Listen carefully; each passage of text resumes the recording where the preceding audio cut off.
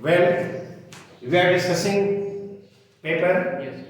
ये टेस्ट हुआ था जो सर्कुलर मोशन का, उस पर कुछ क्वेश्चन हमने प्रीवियस वीडियो में किया है। 7 तक 8 प्रॉब्लम पर जरा बात करते हैं। देखो ये प्रॉब्लम में क्या है, एक ट्रैक है, वर्टिकल ट्रैक जिसका रेडियस आर है, राइट, स्मूथ ट्रैक है, और इस पर एक ब्लॉक ऐसे मूव कर रहा है, ठीक। यहाँ हाईएस्ट पॉइंट है, कहता है कि यदि इसकी यहाँ पर वेलोसिटी क्रिटिकल वेलोसिटी का 2 टाइम्स हो तो यह जो ब्लॉक है इस ट्रैक को कितने फोर्स से प्रेस करेगा, यह कितना फोर्स ये उस पर एग्जर्ट करेगा, राइट। तो सीधी बात है कि जितना नॉर्मल रिएक्शन का फोर्स ये एग्जर्ट करेगा उतना ही नॉर्मल रिएक्शन का फोर्स यह इस पर एग्जर्ट करेगा।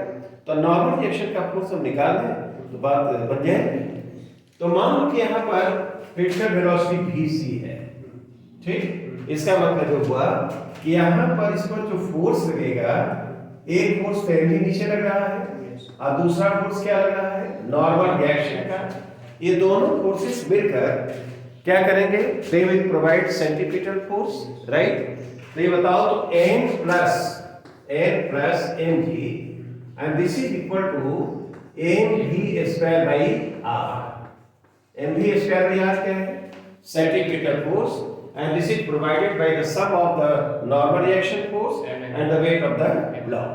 Weight means gravitational pull acting on the block. In the critical situation,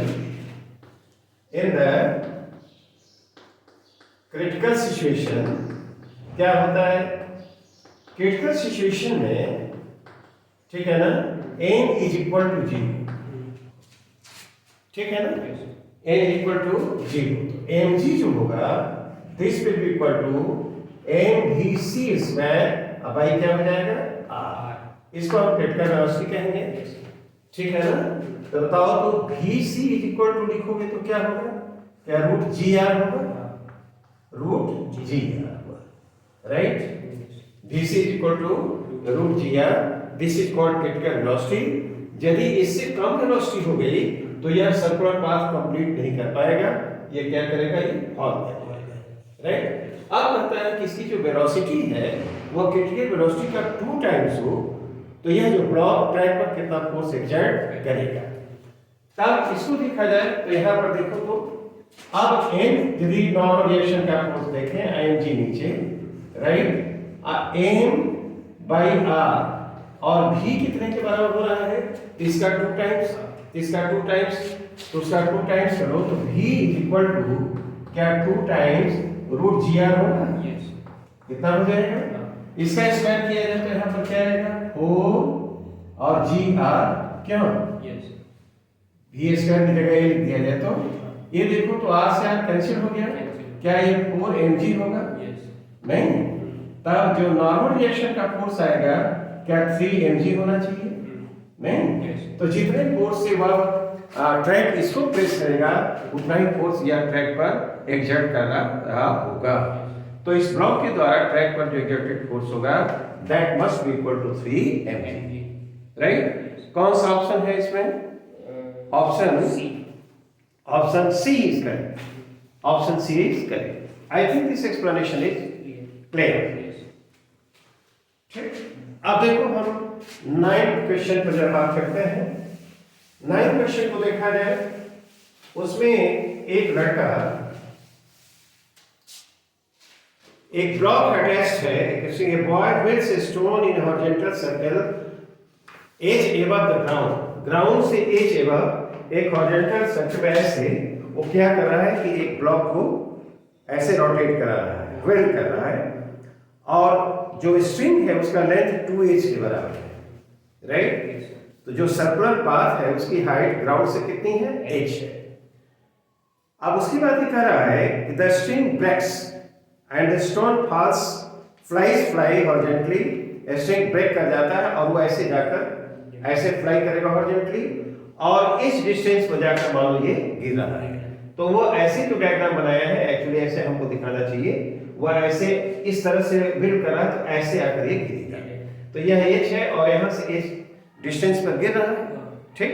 तो कह रहा है कि डिस्टेंस है सेंटीमीटर एक्सेलरेशन कितना लग रहा था यदि वो घूम रहा है तब, घूमते समय जो बेल्ट कर रहा है तो उसमें सेंट्रीपिटल एक्सेलरेशन कितना लग रहा है।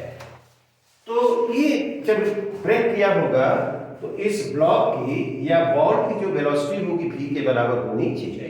मान लो कि v के बराबर है और टेंजेंशियल डायरेक्शन में ऐसे फ्लाई करेगा तो v यदि हम निकाल लें तो v स्क्वायर बाई r, क्या यही सेंट्रीपिटल एक्सेलरेशन होगा। तो जब टूटा है तो देखो तो यहाँ पर ऐसे ये v वेलोसिटी हुई और यहाँ पर ऐसे ये देखो यह है डायग्राम हमने बनाया, h है ये पर और जाकर यहाँ पर h डिस्टेंस पर यह गिरता है तो v निकाला जा सकता है, राइट। तो ये वर्टिकल डायरेक्शन में तो इस पर कोई वेलोसिटी नहीं है, नहीं, और इसको ग्राउंड पर आने में यदि t समय लगता है तो हम लिख सकते हैं h is equal to half gt²। ठीक, वर्टिकल डिस्प्लेसमेंट h होगा और t समय में हो रहा है ऐसे यहाँ तक आने में समय लगा है तो h should be equal to half gt²। कैसे t निकल जाएगा तो t कितने बराबर होगा, t² इक्वल टू 2h/g होगा, नहीं तो t निकालेंगे तो that will equal to 2h/g, right. आप देखो तो यहां से ये यहां पर जाकर गिरता है तो हॉरिजॉन्टल डिस्प्लेसमेंट h के बराबर है तो h जो होना चाहिए horizontal displacement, horizontal direction velocity कितनी है v और टाइम लगा है t तो v और t की जगह क्या लिखेंगे root 2h/g। Is it alright? अच्छा ये बताओ तो यह v कितने के बराबर होगा, v should be equal to h ऐसे रहेगा और रूट ओवर g/2h है क्या, राइट। अब इसको h को भीतर ले जाओ, रूट ओवर क्या होना चाहिए gh/2 क्या, ऐसे करेंगे तो v तो निकल गया, v जो हुआ वह gh/2 होना चाहिए, राइट। अब देखो ये जो सेंटीमीटर एक्सेलरेशन ac लिखे तो क्या वह v²/r होता है, नहीं, centimetre acceleration will be equal to v²/r। तो अब देखो v तो हमने देख लिया कितने बार v² की जगह लिखेंगे तो ये gh/ क्या आएगा 2, उसका स्क्वायर कर दिया और r कितने के बराबर है, r नीचे है ना, r क्या 2h है तो यहाँ 2h हो गया। कैंसिलेशन के बाद क्या g/4 होगा, is it visible, is it visible g/4, ठीक है g/4, ठीक। तो इसका सेंट्रीपिटल एक्सेलरेशन क्या होना चाहिए g/4। I think this explanation is clear. मैंने बताया कि यहाँ से ऐसे फॉल करता है तो वर्टिकल डिस्प्लेसमेंट h हुआ है तो h हुआ है तो h equal to half gt², इससे t मैंने निकाल लिया, हॉरिजॉन्टल डिस्प्लेसमेंट भी h ही है तो h should be equal to v into t, उससे मैंने v निकाल लिया और सेंटीमीटर एक्सेलरेशन v²/r, r का वैल्यू 2h दिया हुआ है, हमने पाया g/4। इज इट ऑलराइट, ठीक। Now let us consider the next problem. 10th problem में देखो तो क्या है, 10th में जरा देखो बताओ।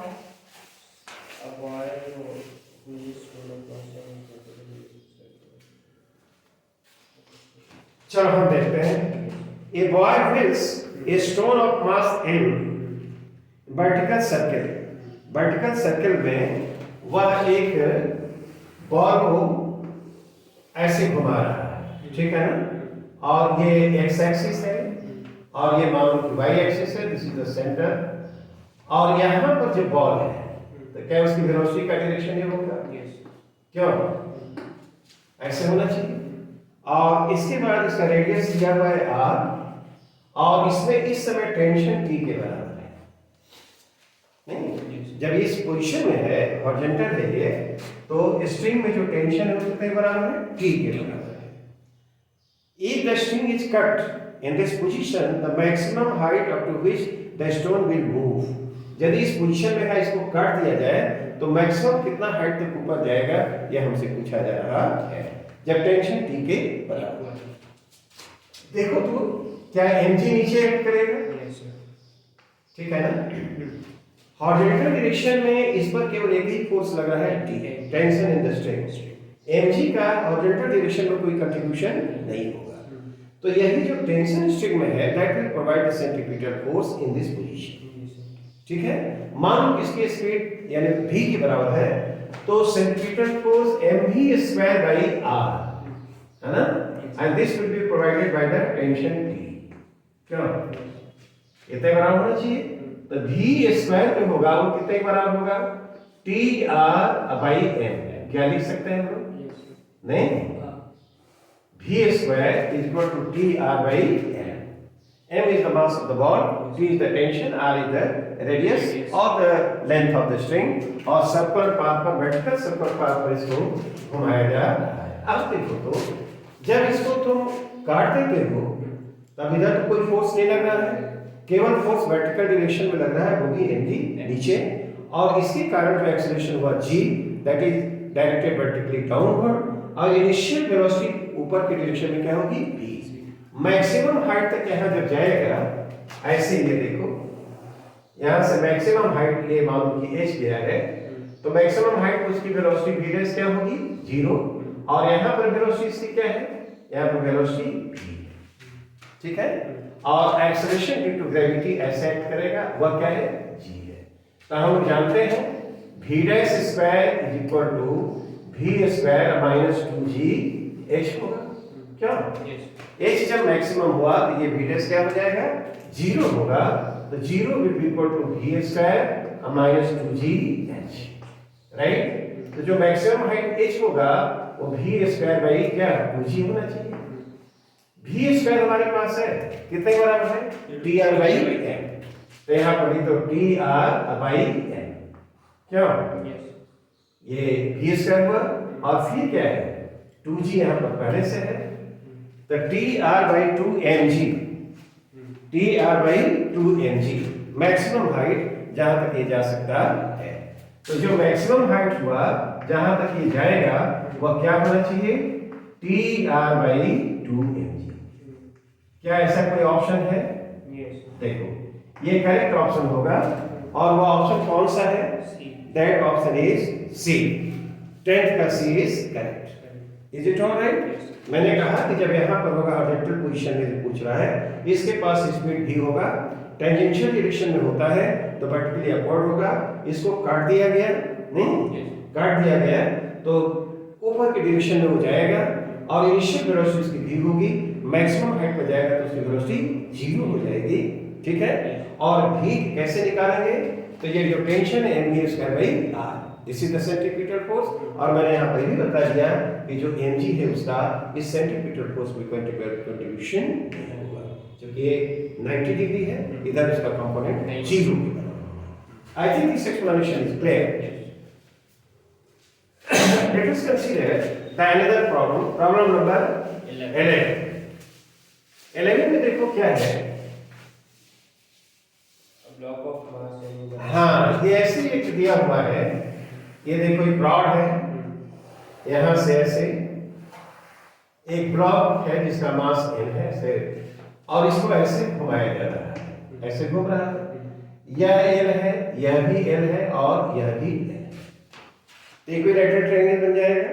और देखो a b दिया हुआ है, यह a है और ये b है, ठीक। इसमें कह रहा है कि अपर स्ट्रिंग में जो क्या है, if the tension in the upper string is 3 mg, इसमें टेंशन मान लो P1 है, इसमें टेंशन क्या है, ये P2 है, राइट, ठीक। इक्विलैटरल ट्रायंगल बनेगा, ये बताओ तो ऐसे किया जाता है, ये क्या होगा 30 डिग्री होगा, ये भी क्या होगा 30 डिग्री होगा, और as per geometry of the figure ये दोनों एंगल्स 30-30 होंगे, और अपर स्ट्रिंग में जो टेंशन है ये ब्लॉक के मास वेट का क्या है 3 टाइम्स है, तो T1 दिया है, T1 is equal to 3 times m। क्या ये प्रॉब्लम में दिया हुआ है, अपर स्ट्रिंग में टेंशन क्या है 3m। अब जरा देखो तो ये इसको T1 को रिजॉल्व करो, तो ये 30 डिग्री का इधर कंपोनेंट कितना आएगा, T1 cos 30 होगा, इधर क्या होगा T1 sin 30 होगा ना। T2 को रिजॉल्व करो तो इसका एक कंपोनेंट इधर T2 cos 30 होगा, क्या, और इधर कंपोनेंट क्या आएगा T2 sin 30, राइट। अब बताओ तो इधर फोर्स जो लग रहा है T1 cos 30, T2 cos 30, right, और इसका एक कंपोनेंट इधर इतना, और इसका जो वेट होगा वह भी नीचे की तरफ एक्ट करेगा, तो ये वेट भी एक्ट किया नीचे की तरफ। क्या देखो तो T1 sin 30 क्या T2 sin 30 और बेंजी बैलेंस करेंगे इसको।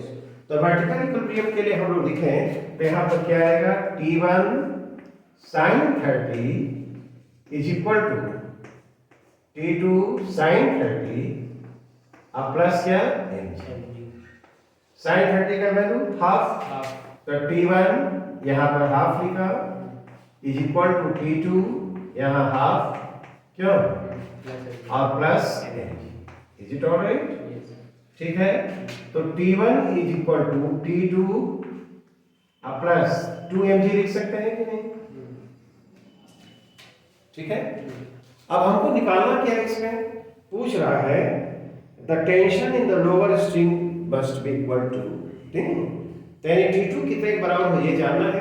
तो T1 तो दिया है, T1 कितना है 3mg, तो 3mg ये दिया है and this is equal to T2 अब प्लस क्या होगा, बोलो 2mg, तो T2 कितने के बराबर है, हाँ T2 is equal to mg।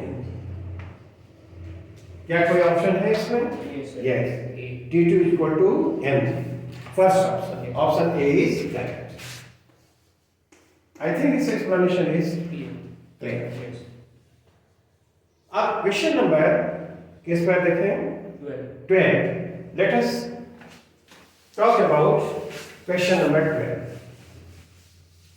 12 पर बात करते हैं। 12 जरा पढ़ कर देखो तो क्या है, A cord is tied to a pail of water and the cord is ये cord is tied to a pail of water. अच्छा ये तो तुम लोग ये जान ही रहे हो, ऐसे ही एक घुमाया जाता है, इस पर बहुत डिस्कशन कैसे, ठीक है ना, Yes, sir. ऐसे है ये, ठीक है ना, Yes, sir. राइट। और ये मालूम है ये सर्कुलर पाथ में यदि घूमना है तो यहाँ पर वेलोसिटी रूट ओवर 5 होगी, इसको डिस्कस किया है, यहाँ पर रूट जी है ना, तो गिरे नहीं तो इसके लिए कितना मिनिमम वेलोसिटी होनी चाहिए, रूट जी है ना, तो रूट जी इसमें देखो तो कोई ऑप्शन है, B option is correct, Yes, sir. तो इसमें बात करने की कोई जरूरत नहीं। Now let us consider question number 13। 13 पर देखिए, दिस इज वेल नोन और इट नीड्स नो एक्सप्लेनेशन।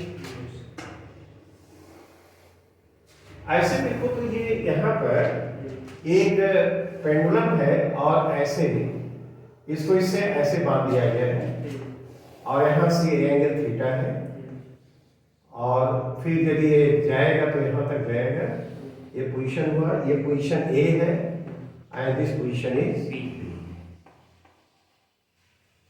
ये सिचुएशन है और ये एंगल थीटा और जाएगा तो ये भी एंगल क्या है, थीटा है।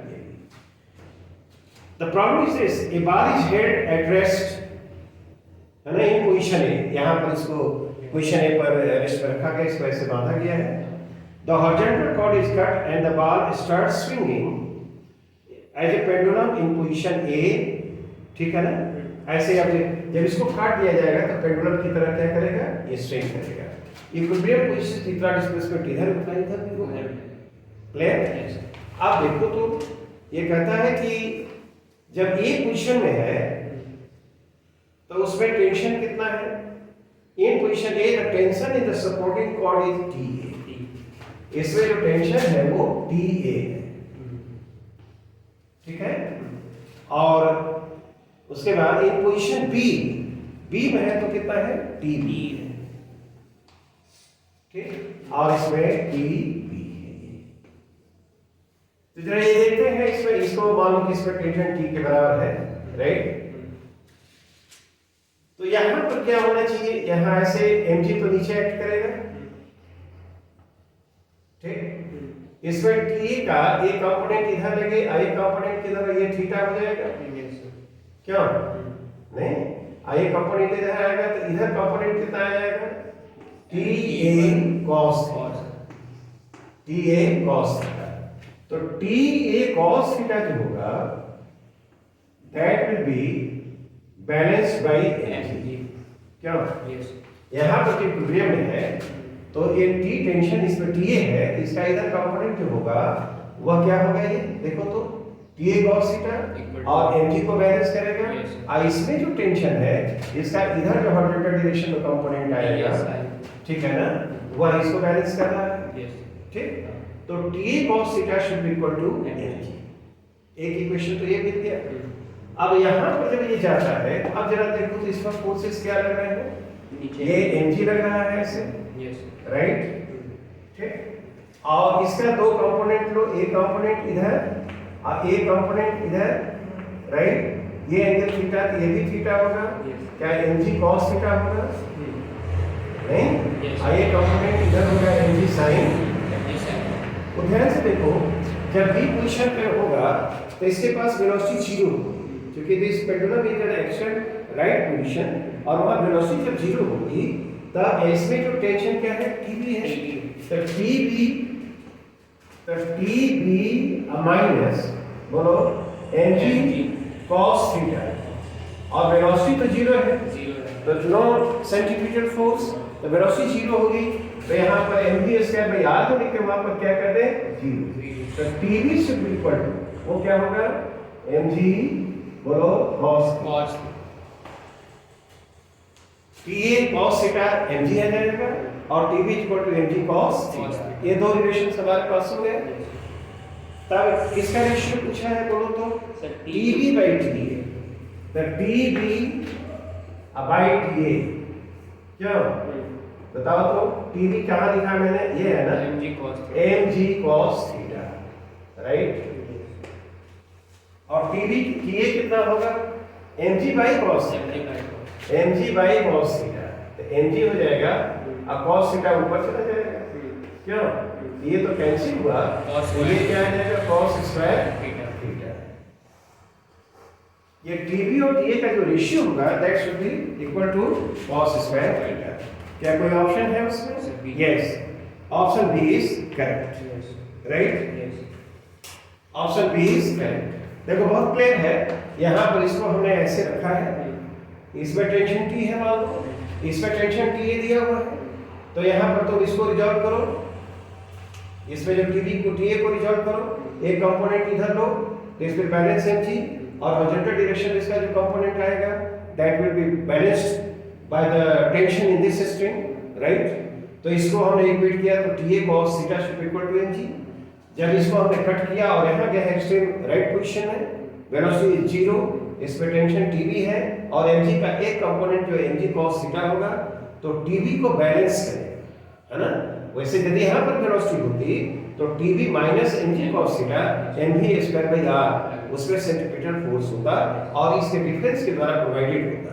लेकिन वेलोसिटी जब जीरो हो गई तो TB minus mg cos theta should be equal to zero.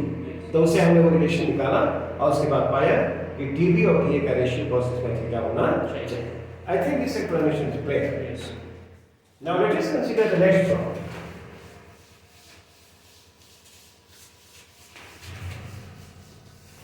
इस प्रॉब्लम में क्या है, नेक्स्ट वाले में देखो तो जरा क्या कहता है ये, a boy holds a bar on a string in a horizontal circle of radius r, ऐसी ये घुमा रहा है।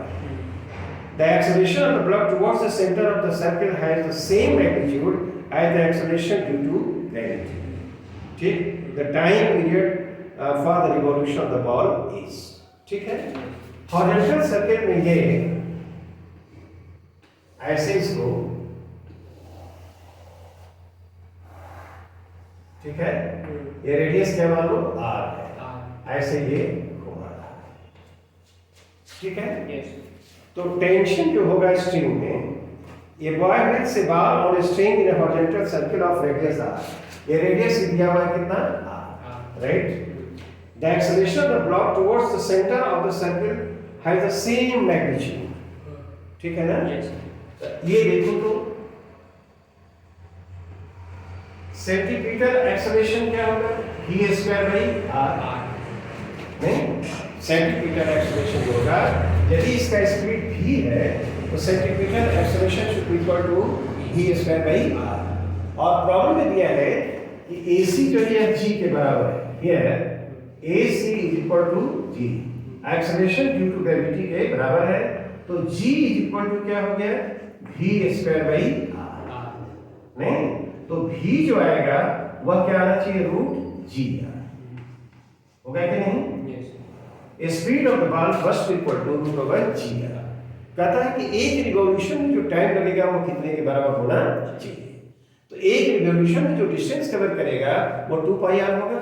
तो टाइम पीरियड जो t होगा, है ना, ये टाइम पीरियड मतलब कि time taken in A complete revolution, time taken नहीं इन ए कंप्लीट रिवॉल्यूशन, कंप्लीट रिवॉल्यूशन। क्या तो बतला सकते हो कितना होना चाहिए। एक रिवॉल्यूशन में जो डिस्टेंस कवर करेगा बॉल वो 2 पाई r होगा, 2 पाई r हुआ, और स्पीड उसका क्या है, v। तो यहाँ पर 2 पाई r राइट, और v की जगह क्या लिखेंगे, रूट g r। ठीक, तो ये 2 पाई r हो जाएगा और ऊपर a r बाई g। क्यों, ठीक है ना। एक रिवॉल्यूशन में जो समय लगेगा जिसे हम टाइम पीरियड कहेंगे, that should be equal to 2 pi root over r by g। I think option A is correct. ठीक, now let us consider the next problem, that problem is number 15। ठीक, क्या है, 26 मिनट ऊंचा बताइए, आगे आ जाएगा।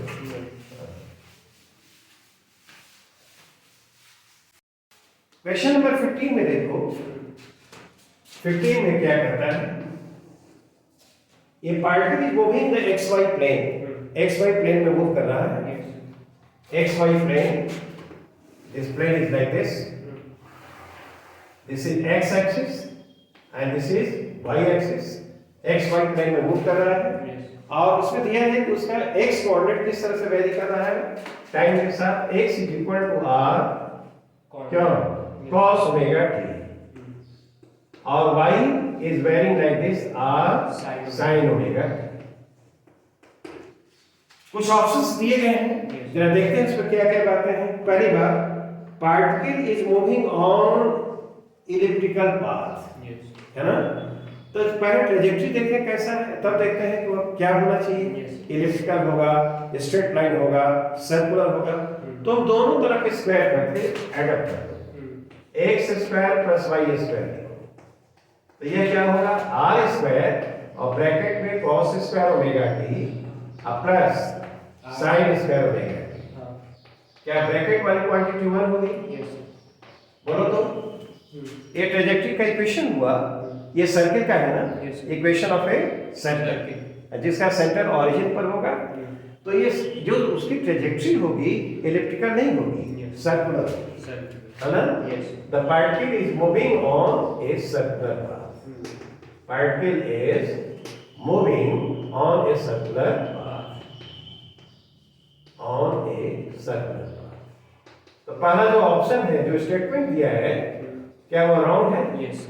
उसमें दिया है particle is moving on electrical path. Electrical path पर नहीं, कैसे, सर्कुलर पाथ पर मूव कर रहा है। पहली बात हो गई, तो दैट स्टेटमेंट इज रॉन्ग। दूसरे पे देखो, the particle is moving on a circular path. ठीक, the particle is moving on a circular path, this statement is correct. तो ये तो ऑप्शन हो गया, भी करेक्ट होगा। एक particle is moving on a straight line makes an angle 45 with x axis, वो भी रॉन्ग है। तो जब एक निकाले तो बात खत्म हो गई। Velocity vector and position vector of the particle are perpendicular to each other. सीखने के लिए कि वेलोसिटी वेक्टर और पोजीशन वेक्टर एक दूसरे के क्या है, परपेंडिकुलर है। ये जरा देखते हैं क्या परपेंडिकुलर है क्या। तो देखो, इसको जानने के लिए हम करेंगे क्या, पहले तो देखो तो पोजीशन वेक्टर उसका क्या आएगा, पोजीशन वेक्टर r जो आएगा, है ना, x i प्लस क्या y j। x coordinate y coordinate time के साथ वैसे वेरी कर रहा है। तो एट एनी टाइम t उसका जो पोजीशन वेक्टर होगा x i plus y j। तो बताओ, तो x की जगह क्या लिखोगे, r यहां पर लिखते हैं क्यों, नहीं, और cos omega t i plus R और साइन ओमेगा टी जे, ठीक है ना। यस। अब उसके बाद जरा उसका वेलोसिटी वेक्टर देखो, तो v वेक्टर लिखना होगा, तो क्या v x i plus v y j, यही होगा ना। तो vx लिखना होगा तो क्या dx by dt होगा। तो dx by dt होगा तो उसको डिफरेंशिएट करोगे तो माइनस आर ओमेगा साइन क्या ओमेगा टी होना चाहिए, नहीं ये आई हो जाएगा। और फिर देखो तो उसको डिफरेंशिएट करो तो आर वार रहेगा और साइन ओमेगा टी को डिफरेंशिएट करो, टी के रिस्पेक्ट में क्या होना चाहिए कॉस ओमेगा टी ओमेगा, तो यहाँ प्लस रहेगा ना, है ये क्या होना चाहिए प्लस ओमेगा आर ओमेगा क्यों और कॉस ओमेगा टी और क्या है ये जी। तो देखो वेलोसिटी वेक्टर लिख दिया और वो क्या है पोजीशन वेक्टर, और आर यदि अब उसका एक डॉट प्रोडक्ट किया जाए, डॉट प्रोडक्ट देखो तो उसका क्या आ रहा है आर डॉट भी क्या आ रहा है आर और डॉट भी। तुम जब इसको लिखोगे तो देखो आई का कोफिशिएंट इसमें क्या है इसका coefficient R cos omega T R cos omega T, right. इसमें देखो तो कोफिशिएंट क्या है R omega sin omega T, है ना। तो माइनस है तो माइनस हो जाएगा आर ओमेगा और क्या sin ओमेगा टी, कैसा हुआ। और इसमें देखो तो इसका j का कोफिशिएंट देखो तो क्या है प्लस आर बोलो sin ओमेगा टी, नहीं। और इसमें देखो इसका क्या है आर ओमेगा cos ओमेगा, हाँ cos ओमेगा टी, क्या ये जीरो हो गया नहीं, आर डॉट भी जीरो हुआ, इसका मतलब कि पोजीशन वेक्टर और वेलोसिटी वेक्टर एक दूसरे के क्या है परपेंडिकुलर है, दोनों के बीच एंगल क्या होगा 90 डिग्री होना चाहिए। तुम जानते हो a dot b is equal to क्या होता है a b cos थीटा, है ना। तो थीटा यदि 90 डिग्री हो, है ना, तो a डॉट b क्या होगा 0 होगा। इसका मतलब a डॉट b यदि 0 है तो उनके बीच का एंगल क्या होना चाहिए 90 डिग्री, यानी they will be mutually perpendicular. Is it alright. तो हमने पाया कि पार्टिकल के लिए जो ट्रैजेक्टरी होगी वह कैसी होगी सर्कुलर, और जो स्टेटमेंट्स दिए गए हैं दे आर रॉन्ग।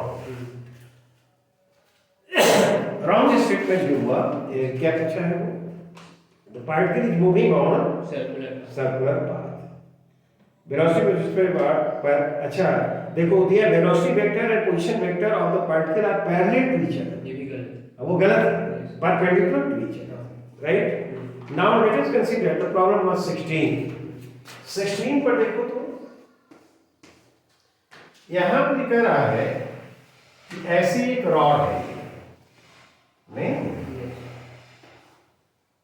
ऐसे ये मूव कर रहा है, एक पॉइंट ए है एक पॉइंट ए है, ये जो है L/4 पर है और ये पॉइंट यहाँ पोटेंशियल T1 है और यहाँ पोटेंशियल क्या है T2, ठीक है ना, और ये 3L/4 पर है।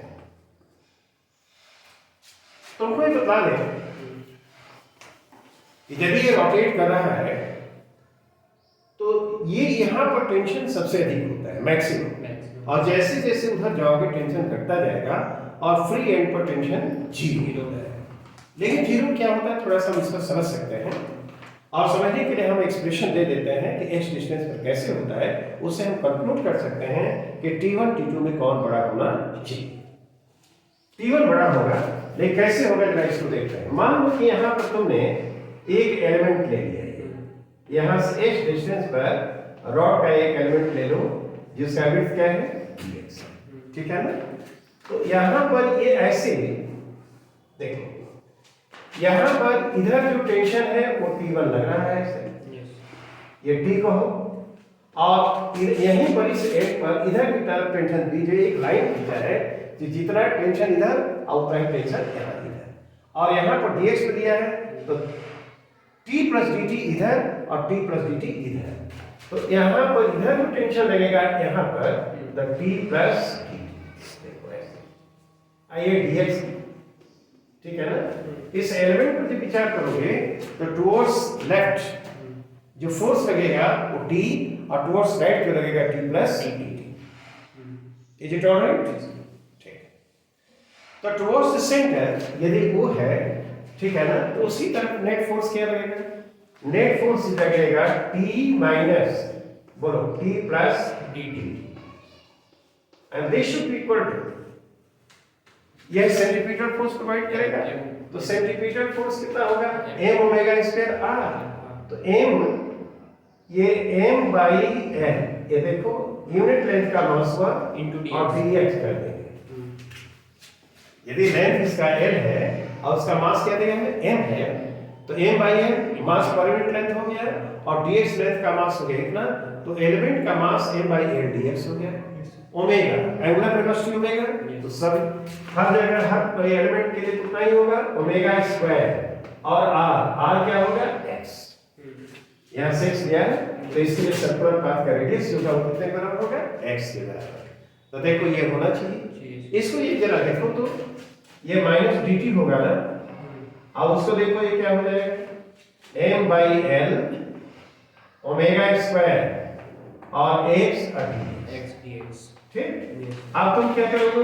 इंटीग्रेट करो, माइनस से dt ऐसे करो, और m omega square by l और x dx, राइट।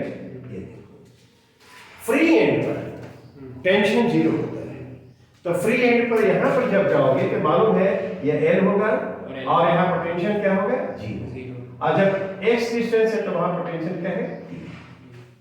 इसको इंटीग्रेट करो, तो इंटीग्रेट करो तो माइनस और अपर लिमिट t और माइनस क्या होगा? जीरो। और वहां पर देखो तो m omega square by l है, नहीं, और उसको डिफरेंशिएट करोगे, अरे सॉरी इंटीग्रेट करोगे, x स्क्वायर बाई 2 हुआ, x स्क्वायर बाई 2 को यहां ला दो, ठीक है ना, 2 को यहां लाओ, x स्क्वायर ऊपर x स्क्वायर लिखा और माइनस क्या होगा? l स्क्वायर लिखोगे। तो t लिखना होगा तो क्या लिखोगे? इसको उलट दो इसको, तो m omega square by 2l, क्यों, और l square minus x square. देखो ये एक्सप्रेशन हुआ, डिस्टेंस x के साथ टेंशन इस तरह से वेरी करेगा, ठीक।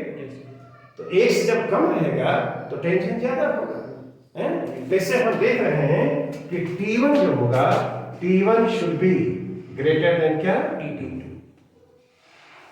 This should be the option. हम लोग ये रखें कि यहाँ सबसे अधिक टेंशन होगा और यहाँ पर टेंशन जीरो होगा, यहाँ उस जैसे जैसे टुवर्ड्स राइट जाएंगे वैसे वैसे टेंशन घटता है। विथ इंक्रीजिंग x टेंशन में भी डिक्रीजिंग। इसमें कौन सा ऑप्शन होना चाहिए? Second, B option is correct, T1 is greater than T2। Question number 17 को देखते हैं, वह क्या है? I think this explanation is clear. Yes. How tension in the string will vary? String नहीं, ये क्या है? Rod will very with distance x, free and पर टेंशन जीरो, और जहां से ये है फिक्स, जो एंड जहां से रोटेट कर रहा है वहां पर टेंशन विल बी मैक्स। ये एक ट्रैक दिया हुआ है, car is moving at a constant speed on a road as shown in the figure. Figure में ऐसे दिया हुआ है, इसको ध्यान से जरा देखना है। ये देखो ऐसे, ये कार ऐसे, ये पोजीशन है इसका, पोजीशन ए है, और इसका क्या है? ये पोजीशन बी है, ठीक। कहता है कि यहां पर Na और यहां पर नॉर्मल रिएक्शन का फोर्स, ये पोजीशन ए पर Na है और यहां के लिए क्या है? Nb। कार पर जो नॉर्मल रिएक्शन का फोर्स लग रहा है बी पर के लिए इतना है और यहां पर इतना है, तो Na Nb में कौन बड़ा या छोटा है ये पूछा जा रहा है। तो वैसे देखो तो यहाँ पर यदि फ्री बॉडी डायग्राम बनाओ तो यहाँ पर क्या mg नीचे एक्ट करेगा? ऊपर नॉर्मल रिएक्शन और नॉर्मल रिएक्शन का फोर्स एक्ट करेगा, क्या ये सर्कुलर पाथ होगा? तो mg माइनस na, क्या this will give the required centimetre force. तो यहाँ पर रेडियस मान लो कि ra है, तो mv स्क्वायर बाई r है, v तो m और v कांस्टेंट है। तो बताओ तो n a कितना होगा? तो क्या है? n a m g minus m v square by by r a, radius of curvature है। Yes. एक रिलेशन ऐसे हो गया। हाँ, सिमिलरली यहाँ पे लिखोगे तो एम बी जो आएगा वह क्या आना चाहिए, m g minus mv square by r हाँ m b square by r B.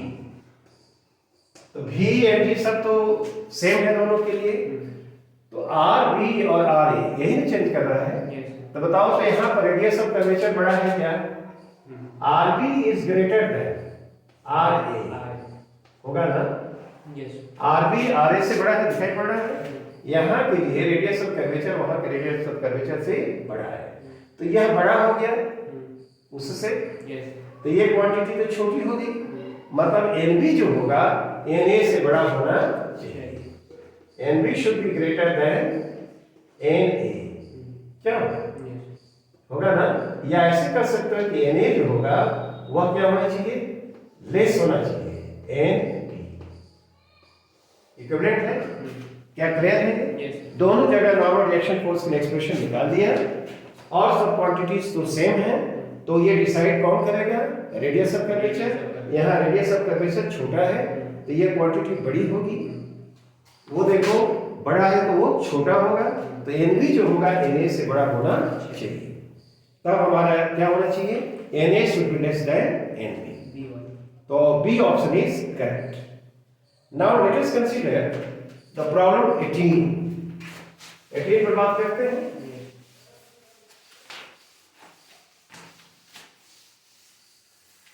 ये ट्रैक दिया हुआ है, ये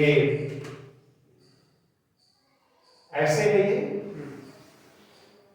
ठीक है ना, और ये यहां से ऐसे जोड़ दिया गया है, ये देखो 90 डिग्री है, ये ऐसे देख रहे हो, yes और ये जो ट्रैक है यहाँ पर ऐसे, इसका जो ये देखो ये ऐसे है, ये भी 90 है और ये एंगल क्या है, ये भी 90 है, और ये देखो ये पोजीशन ए है, ये पोजीशन क्या है, बी, बी के लिए है ये बी, और ये क्या है C, and this position is D, ऐसे। अब जरा उसको देखो क्या क्या पूछता है, डायग्राम तो बना दिया। ये track consist of two circular parts A B C, right, A B C, और दूसरा पार्ट क्या है, cd हाँ सी डी ई, और रेडियस क्या है इसका, आर, रेडियस इज आर। और उसके बाद देखो क्या कहता है, as shown in the figure, each part subtends a right angle, है ना, at the centre.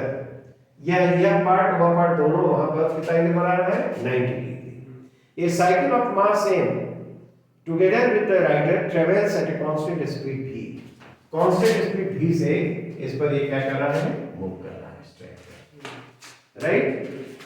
On the तब कहता है माने which of the inferences is correct, तो यहाँ पर कहता है कि normal contact force by the road on the cycle when it is at B, जब बी पर है तो देखो तो नॉर्मल रिएक्शन का फोर्स साइकिल पर लगेगा वो क्या होगा, तो देखो तो नीचे एम जी लगेगा, नीचे लगा क्या एम जी, ठीक, ऊपर फोर्स नॉर्मल रिएक्शन का फोर्स एन बी मान लिया जाए, क्यों, this is equal to n b, centre तो ये है ना, तो सेंटीमीटर फोर्स जो होगा m g minus n b ये प्रोवाइड करेगा, और एम बी स्क्वायर बाई क्या आर, कैसा हुआ, नहीं, तो एन बी जो आएगा वो क्या होना चाहिए, एम जी माइनस, बोलो m b square by r. यहाँ पर साइकिल पर जो नॉर्मल रिएक्शन फोर्स लगेगा m b, that should be like this, क्यों, तो कहता है कि which of the inferences is correct, ये इन्फरेंस जो हुआ तो ये करेक्ट नहीं है, m g minus m b square by r होना चाहिए, लेकिन उसमें क्या दिया है, m g plus m b square, ये गलत है ना, उसमें जो दिया हुआ है वो गलत है।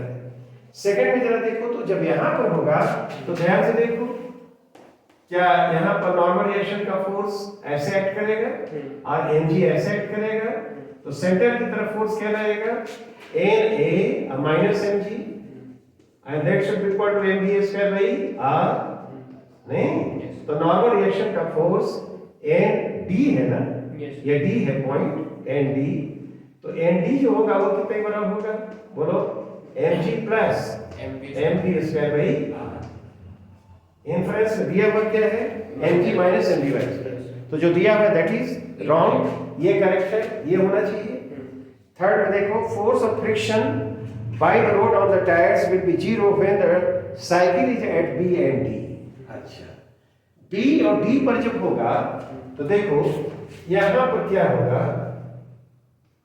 बी और डी पर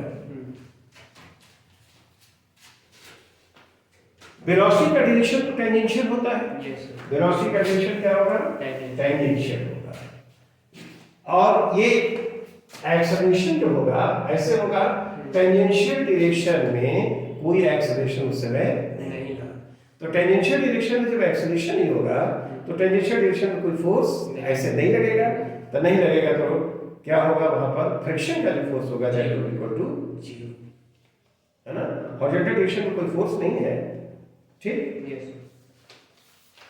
तब वहां पर हम कहेंगे कि बी डी पर जब होगा तो फ्रिक्शन का फोर्स क्या होना चाहिए 0 होना चाहिए ठीक और उसके बाद कहता है कि द फोर्स ऑफ फ्रिक्शन उसमें देखो यही करेक्ट ऑप्शन है C the correct option now let us come to the क्या प्रॉब्लम 19 प्रॉब्लम देखो क्या होता है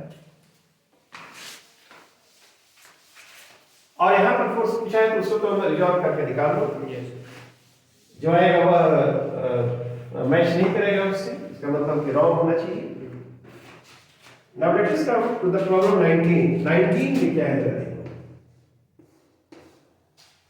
A bob of simple pendulum of length has mass m and speed v at the lowest point in its path. Tension in the string at this instant. ये तो very simple. यहाँ पर जो pendulum है देखो ऐसे क्या ऐसे है तो यहाँ पर इसका स्पीड क्या है v है तो टेंशन t ऐसे लगेगा mg क्या लगेगा ऐसे लगेगा ठीक है ना तो टेंशन सेंटर की तरफ रिलेटेड फोर्स क्या होगा T minus mg and this will provide the centripetal force तो mv स्क्वायर बाई l नहीं तो टेंशन क्या होना चाहिए mg plus mg square by l तो B option is correct and the last question number 20 a particle is moving on a circular path और radius क्या है और उसका स्पीड जो भी जो दिया है speed that is varying with t like this ठीक है ना ये सर्कुलर पाथ को मूव कर रहा है तो ये स्पीड ऑफ द पार्टिकल है speed of the particle right Simple at time t naught the magnitude of the acceleration of the particle is given as ये जो acceleration है magnitude of the acceleration एक total acceleration दिया हुआ है a और bracket में क्या 1 plus k square raised to the power half तो पूछा है कि क्या k क्या होना चाहिए तो ये काम करें हम लोग वो तो टोटल एक्सेलरेशन है ना तो टोटल एक्सेलरेशन तो उसके पास टेंजेंशियल एक्सेलरेशन भी होगा और उसके पास क्या होगा रेडियल एक्सेलरेशन होगा तो टेंजेंशियल एक्सेलरेशन at हम लिखेंगे तो क्या ये dv by dt होगा नहीं अब हो गया राइट और ar जो होगा वह v स्क्वायर बाई क्या होना चाहिए v स्क्वायर बाई r क्या उसका रेडियस दिया हुआ है capital R yes circular path का रेडियस R है तो भी देखो कितने बराबर होगा क्या a और t square a square t square और बाई क्या होगा R क्या ये होना चाहिए as a function of time t दिया हुआ है तो एट time t equal to t naught क्या जो रेडियल एक्सेलरेशन होगा क्या a स्क्वायर और t not square by r होना चाहिए ठीक है टोटल एक्सेलरेशन यदि हम लिखें ए टी का स्क्वायर ऐसे तो क्या यह ए स्क्वायर ऐसे लिखेंगे ए टी स्क्वायर प्लस बोलो A R square AR square. नहीं Yes.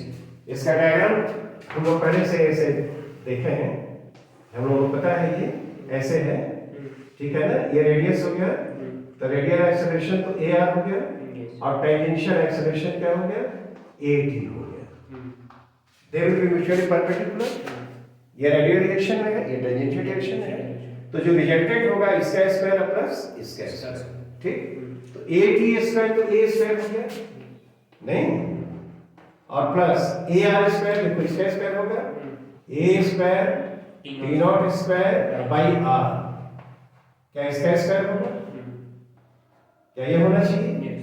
अब तो हम इसमें से ए स्क्वायर प्लस ए स्क्वायर को बाहर करो इसमें नहीं तो यहाँ पर ये क्या बचेगा T naught square. ए 4 होगा स्क्वायर तो ए तो यहाँ पर आ जाएगा ये ए t not square by are आई इसका स्क्वायर ठीक है ना अब तो हम ए स्क्वायर को बाहर कर दिए ऐसे तो इसमें क्या बचेगा 1 प्लस T naught हाँ a t not square by R. By r इसका क्या स्क्वायर ऐसा होना चाहिए क्यों यह होगा और उसके बाद ए टी निकालना होगा तो a t should be equal to square root कर दिया जाए तो टोटल एक्सप्रेशन ए टी लिखोगे तो यह ए होगा और यहाँ पर हम देखो 1 plus a t not square by r इसका स्क्वायर होना चाहिए और s to the power half total acceleration ये होना चाहिए at time t naught Yes, sir. उससे कंपेयर करो तो के स्क्वायर की जगह क्या है